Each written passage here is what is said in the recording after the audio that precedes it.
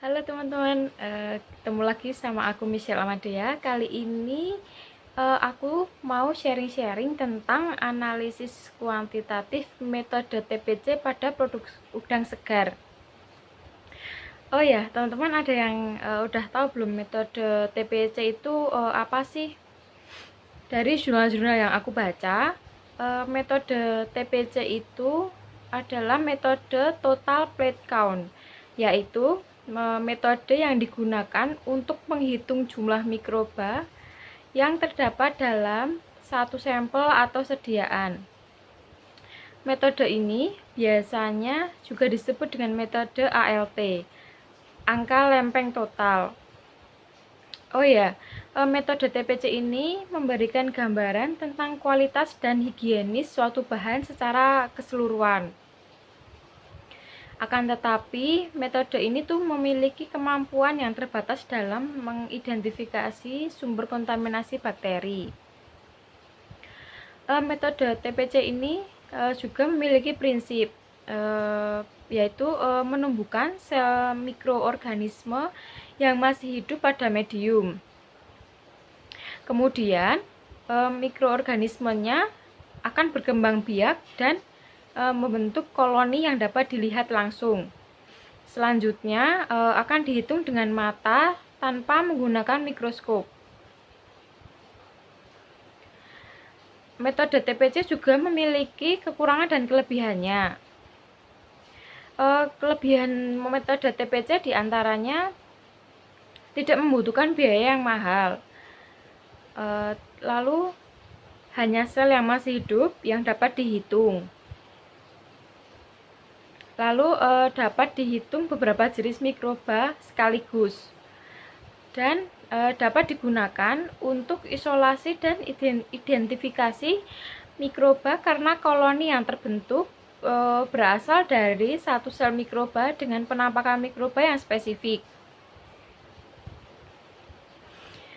Selanjutnya, selain kelebihan, metode TPC juga memiliki kekurangannya. Seperti halnya hasil perhitungan percobaan tidak menunjukkan jumlah sel mikroba yang sebenarnya, karena beberapa sel yang terdekat kemungkinan membentuk satu sel koloni. Kekurangan yang lainnya, faktor persiapan medium dan inkubasi yang tidak sama dapat menghasilkan jumlah mikroba yang berbeda.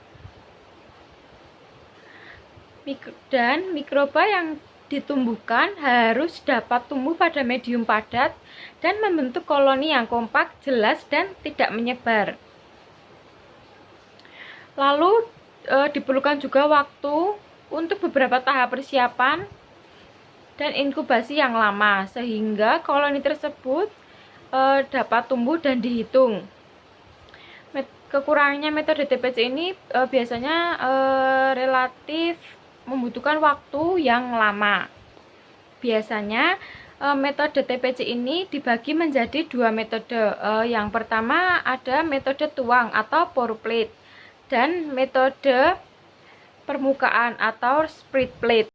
Oh ya, di analisis kuantitatif kali ini dengan metode TPC aku menggunakan bahan makanan udang segar. Karena udang merupakan salah satu hasil perikanan yang memiliki prospek ekonomis yang tinggi karena banyak digemari oleh masyarakat di Indonesia. Di dalam udang sendiri terdapat vitamin A, vitamin B1, zat kapur maupun fosfor. Udang juga merupakan salah satu bahan makanan sumber protein hewani yang bermutu tinggi, yang sangat digemari oleh konsumen di dalam negeri maupun di luar negeri. Karena udang memiliki rasa yang sangat gurih dan kadar kolesterolnya pun rendah dibandingkan seafood yang lainnya. Udang termasuk jenis pangan yang mudah rusak dan membusuk disebabkan oleh kontaminasi protozoa, jamur, cacing, ataupun bakteri. Penelitian ini bertujuan untuk mengetahui jumlah total bakteri yang terdapat dalam produk udang segar yang dijual di Pasar Badung, Kota Denpasar. Jenis dari penelitian ini adalah penelitian deskriptif dan metode yang digunakan dalam pengambilan sampel adalah accidental sampling. Populasi dan sampel penelitian adalah pedagang produk udang segar yang ada di Pasar Badung, Kota Denpasar, berjumlah 8 orang. Seperti yang aku jelaskan tadi, di metode TPC ini menggunakan bahan uji udang segar yang berjumlah 8 sampel. Masing-masing udangnya seberat 100 gram. Di sini aku juga akan menjelaskan sedikit prosedur atau cara kerjanya metode TPC. Yang pertama, preparasi sampel. Sampel produk udang segar dibersihkan, kemudian dicuci 1 kali dengan air mengalir. Setelah itu masing-masing dagingnya diambil di salah satu bagiannya. Dagingnya diambil di salah satu bagiannya. Kemudian dimasukkan ke plastik yang steril. Setelah itu dihancurkan dan ditimbang masing-masing 25 gram. Dari 25 gram sampel itu diambil 1 gram untuk dianalisis lebih lanjut. Kerja analisis TPC yang pertama, timbang sampel secara aseptik sebanyak 25 gram tadi dan ditambah 225 ml larutan Butterfield phosphate buffer, kemudian homogenkan selama 2 menit. Homogen ini merupakan larutan pengenceran. Dengan menggunakan pipet steril diambil 1 ml homogenat dan dimasukkan ke dalam botol berisi 9 ml larutan Butterfield phosphate tadi. Sehingga diperoleh contoh dengan pengenceran pada setiap pengenceran dilakukan pengocokan minimal 25 kali. Lakukan hal yang sama untuk pengenceran 10-3, 10-4, 10-5, dan seterusnya sesuai kondisi sampel. Selanjutnya, untuk metode cawan agar tuang, dipipet sebanyak 1 ml dari setiap pengenceran tadi, dan dimasukkan ke dalam cawan Petri steril secara duplo menggunakan pipet yang steril. Ke dalam masing-masing cawan yang sudah berisi sampel, ditambahkan 12-15 ml media plate corn agar yang sudah didinginkan hingga menjadi suhu 45 derajat Celcius. Setelah agar menjadi padat, cawan Petri yang telah berisi agar dan larutan sampel tersebut dimasukkan ke dalam inkubator dengan posisi terbalik selama 48 jam pada suhu 35 derajat Celcius. Dari penelitian dengan metode TPC tadi, didapatkan hasil dan pembahasannya.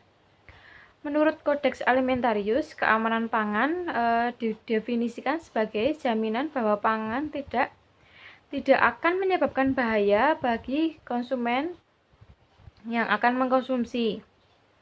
Dalam Undang-Undang Pangan, definisi keamanan pangan adalah kondisi dan upaya yang diperlukan untuk mencegah pangan dari kemungkinan cemaran biologis, kimia, atau benda-benda lain yang dapat mengganggu kesehatan manusia.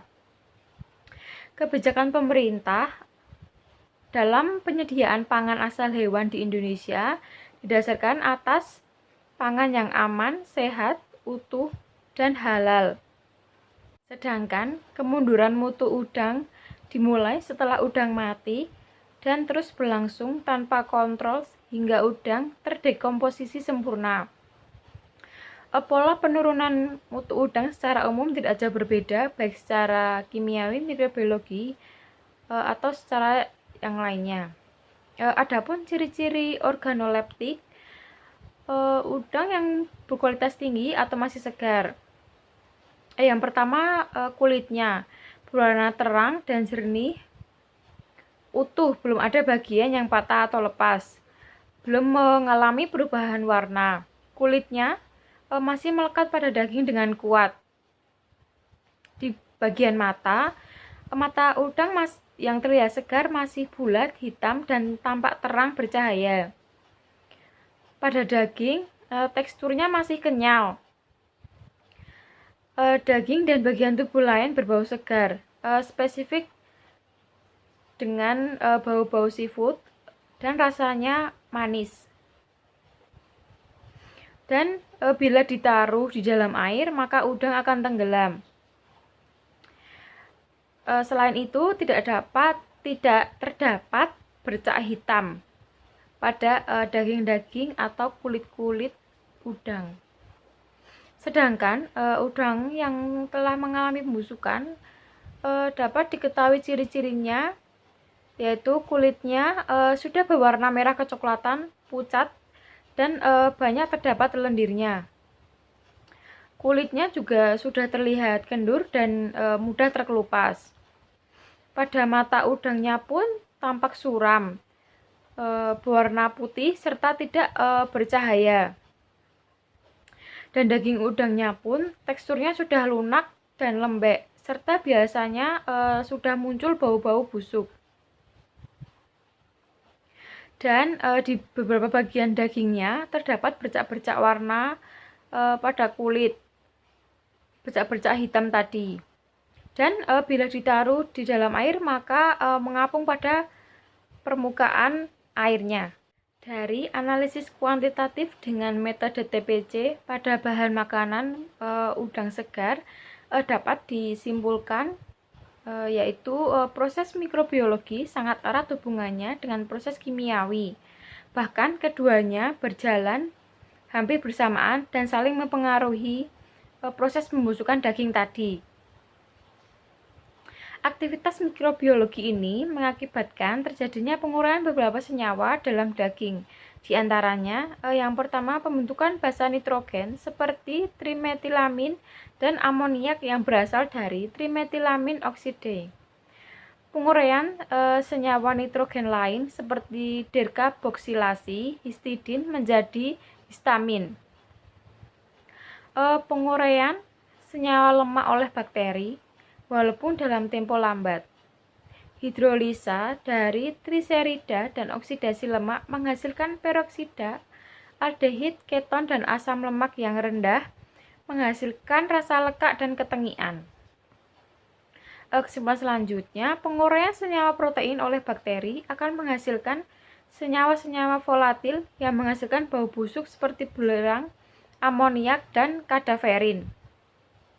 Dari penguraian oleh bakteri ini, yang paling berarti untuk meningkatkan atau menentukan tingkat kesegaran udang adalah amoniak dan monoamino, paling sederhana dan dikenal sebagai basa yang mudah menguap, yakni metilamin, dimetilamin, dan trimetilamin, atau senyawa belerang yang mudah menguap. Dan senyawa siklik seperti alkohol, amino, dan senyawa heterosiklik yang menghasilkan bau busuk pada udang tadi. Nah teman-teman, itu tadi beberapa informasi yang dapat aku sampaikan tentang analisis kuantitatif dengan metode TPC pada bahan makanan produk udang segar.